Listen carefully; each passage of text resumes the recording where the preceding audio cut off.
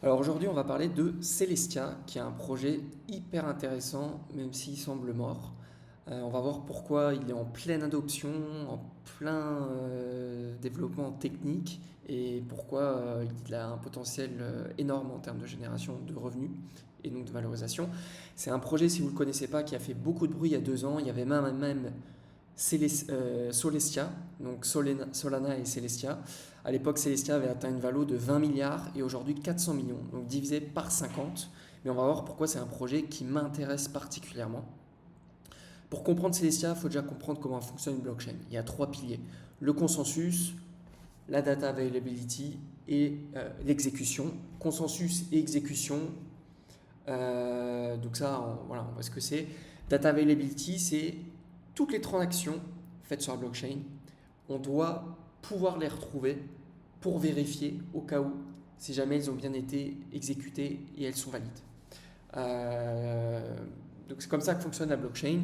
Celestia s'est concentré entièrement là-dessus, sur la data availability, et c'est le service qu'elle propose aux autres projets. On va voir pourquoi la data availability, c'est un marché énorme qui pourrait être l'équivalent du compute aujourd'hui pour l'IA, hein, le marché du compute, et comment le marché du block space au final, hein, ça serait le pétrole, hein, de la blockchain, et pourquoi c'est la data availability.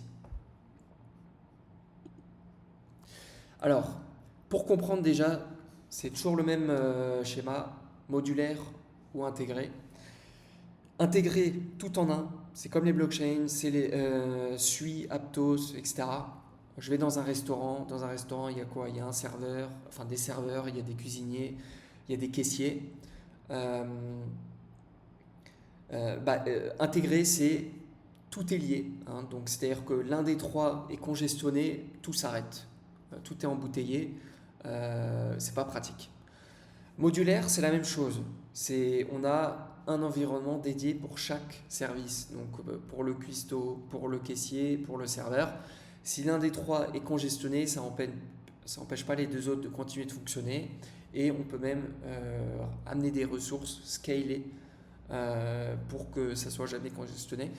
La modularité, c'est ça. Celestia, c'est ce qu'il apporte sur la data availability. Donc Cestas, comme je le disais, c'est un projet qui a fait beaucoup de bruit. Ils avaient à l'époque, il y a 2 ans, fait une série de 100 millions à la valeur de 3,5 milliards. Donc aujourd'hui, ces fonds sont divisés par 10 et ça représente une grosse opportunité. C'est ce que je disais sur le fait que le block space est une denrée rare. On a eu lors du Web 2, la denrée rare, c'était quoi? C'était le cloud, le stockage de la data. Amazon s'est gavé là-dessus. Aujourd'hui, avec l'IA, la denrée rare, c'est le compute. Nvidia, avec les chips, etc., c'est gavé là-dessus. Et la blockchain, ce sera le block space. C'est logique, hein, mettre des transactions dans le bloc. Et les congestions, ce qui va décongestionner ça, ce sera la data availability. Et donc, c'est Celestia. Enfin, c'est le marché de la data availability, du block space. Et le pur DA, data availability, block space play dans le Web3 aujourd'hui, c'est Celestia. Et donc, c'est pour ça que c'est un projet très intéressant, et beaucoup de gens font des parallèles de Celestia avec Amazon sur le Web 2 au début avec le cloud computing, mais aussi Nvidia avec l'IA. Alors, on ne saisit pas aujourd'hui à quel point la blockchain est un no man's land, elle n'est pas utilisée.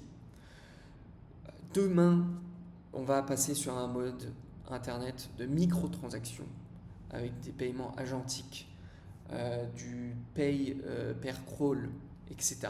Et donc chaque requête sera une microtransaction et donc le volume de transactions sera énormissime. Donc ça, c'est ce qu'envisionne Celestia. Un monde comme ça où tous les marchés d'aujourd'hui vont être portés sur la blockchain. Et donc ça va demander une utilisation massive du block space. Donc c'est ce qu'on disait, c'est qu'au début, on a eu juste des AMM comme Uniswap. Ensuite, en étape 2, on a eu des order books comme Hyperliquid. Et l'étape 3 finale, c'est d'avoir tout. Ad Space Market, paiement agentique, AI Markets, Commodities Market, Compute, micro-paiement, Pay per crawl, etc. Stock Market, quand ils vont passer, le Nasdaq, etc., S&P, quand ils vont passer sur du 24 sur 24, 7 jours sur 7, sur la blockchain, ça va demander des volumes énormes. Et c'est pour ça que Celestia aujourd'hui développe son flagship produit qui est Fibre, 1,25 milliard de transactions par seconde. Et c'est ce qui va permettre de justement répondre aux besoins de marché d'ici quelques années. Donc il faut comprendre aussi pourquoi les projets ont intérêt à utiliser Celestia. En fait, si on fait un parallèle avec le Web 2, moi demain je lance une app. Mon but c'est quoi? Ça va être d'avoir la meilleure app possible, la meilleure expérience utilisateur pour les utilisateurs. Et je ne vais pas dire, ouais, je vais lancer mon serveur, mon propre cloud. Je vais passer un an in-house, je vais développer mon infra cloud.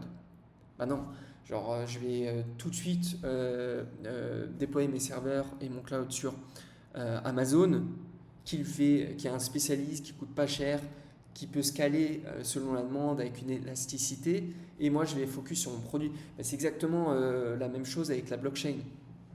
Aujourd'hui, chaque projet, il essaie de développer son propre Layer 1 pour répondre à ses besoins de customisation, de scalabilité, etc. Et donc, il passe un an à développer ça en in-house, ça lui coûte des millions en coûts de validateurs, et il se dissocie complètement de son intérêt premier qui était le développement de son produit. Et bien demain, les blockchains de demain, parce que là on commence à être à la fin justement des Layer 1, on voit que c'est pas le modèle viable, mais que c'est plus un modèle du type Layer 2 au-dessus d'Ethereum. Typiquement Robinhood, qu'est-ce qu'ils font? Pareil, ils veulent se développer le meilleur produit possible. Donc qu'est-ce qu'ils font? Ils se disent, moi je développe un Layer 2, j'ai l'exécution sur Layer 2 avec la sécurité d'Ethereum, et je me casse pas la tête. C'est exactement ce que les gens vont faire, et en fait on va le voir, mais demain en fait les projets ne pourront pas, voilà, c'est ici, je cherche la donnée, bon, je l'ai plus. En gros, c'était de montrer que Ethereum n'allait pas répondre aux besoins de data availability avec sa roadmap. Voilà, non, oui, c'est ici.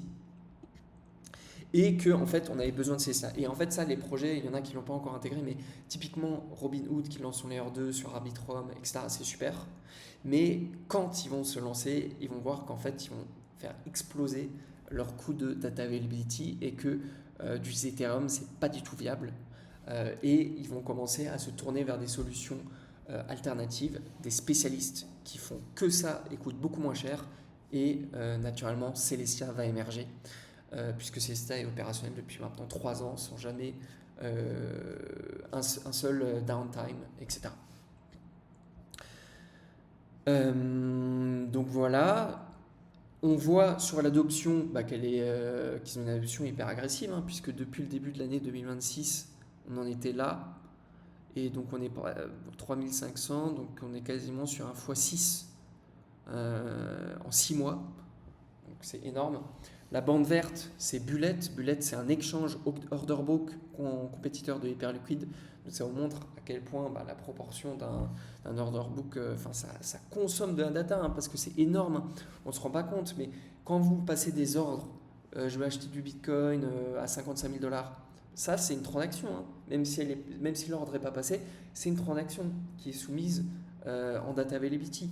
Quand ensuite c'est cancel, pareil, c'est une transaction qui est soumise en data availability. Donc le volume de transaction, il est énorme, rien que pour des order book. Donc une fois qu'on va avoir, je ne sais pas combien d'order book, qu'il y a les paiements agentiques, qu'on a le pay par request, etc., l'internet par microtransaction, le volume est énorme, et Ethereum ne pourra pas supporter ça en termes de data availability, de block space, et c'est pour ça que les projets vont se tourner vers Celestia, qui est le pur play, le pur spécialiste Et donc c'est vraiment un parallèle avec AWS sur le cloud computing et Nvidia sur le computing avec l'IA. Si on part sur le revenu, aujourd'hui c'est stratégiquement gratuit, à un coût minimal pour juste empêcher les bots de spammer Celestia, mais il y a déjà des discussions sur la monétisation et il faut savoir que c'est un modèle très très rentable. Amazon, ils font des marges mais énormissimes et parfois il y a des projets rentables, 50% de leurs revenus sont dédiés à payer la facture Amazon, pour vous montrer à quel point c'est rentable. Voilà, donc ça c'est juste une hypothèse de la part du cofondateur Mustapha. En gros, si ils ont plusieurs marchés, voilà, dans par exemple 1 an, 2 ans, plusieurs projets et qu'en cumulé ça fait la taille de Binance qui génère 20 milliards de revenus annuellement, s'ils prennent 3% de frais, ça leur générerait déjà 600 millions de revenus. Donc en fait, ce qu'il faut comprendre, c'est que vraiment, Celestia, le projet existe depuis maintenant presque 6 ans, a été laser focus sur ce segment de data availability. Le block space, vraiment, c'est l'espace dans les blocs de la blockchain, donc c'est la denrée rare, la ressource la plus rare. On a besoin de la data availability pour justement garder un track record de toutes ces transactions et pouvoir les vérifier. Et donc en fait, les blockchains atteignent des bottlenecks par rapport à ça et ça a été le cas. Et c'est pour ça qu'ensuite elles cherchent des solutions alternatives, surtout que lorsqu'il y a des bottlenecks sur l'usage du data availability sur Ethereum, il y a des spikes de frais, donc on se retrouve à payer des sommes énormissimes et puis c'est pas possible, on peut pas se projeter en tant que projet de faire ça. Base, il y a un moment, il payait 1 million je crois par jour ou quelque chose comme ça. Et donc, il faut comprendre que les projets de demain, ils vont se concentrer sur leurs produits. Ils vont utiliser le modèle, par exemple, de Layer 2. Ils vont customiser à leur façon l'exécution, le consensus qu'ils veulent. Et la data availability, ils vont la outsourcer, par exemple, à Celestia, qui est le top tier player sur ce segment-là, qui ne coûtera pas cher, qui sera élastique selon la demande, l'usage, et ça va permettre au projet de se développer sur leur produit sans se préoccuper de si demain je lance telle collection NFT, tel produit, tel truc, il va y avoir un spike, est-ce que ça va tenir, est-ce que ça va crasher ou pas. Non, Celestia tient, a toujours tenu, et c'est pour ça que c'est un projet extrêmement intéressant parce que c'est lié au block space, c'est vraiment le marché qui va être extrêmement valuable dans la prochaine décennie avec tout ce qui arrive en termes d'IA, agentique, etc. Donc, Celestia, c'est un projet extrêmement risqué. Vraiment, c'est soit, après on le voit un peu avec l'adoption, mais soit il y a une adoption, voilà, il y a un moment où oui, Ethereum, ça suffit plus, ça répond pas aux besoins de data availability. Les gros projets comme Base, etc. commencent à migrer vers Celestia. Et là, on a un take-off où vraiment le marché se rend compte et Celestia devient le leader en data availability. Et en plus de ça, le monde de la blockchain explose en termes de volume de requêtes. Donc les revenus deviennent énormes. Et là, Celestia pourrait attendre une valeur de 30, 50, 100 milliards. Soit ça ne prend pas.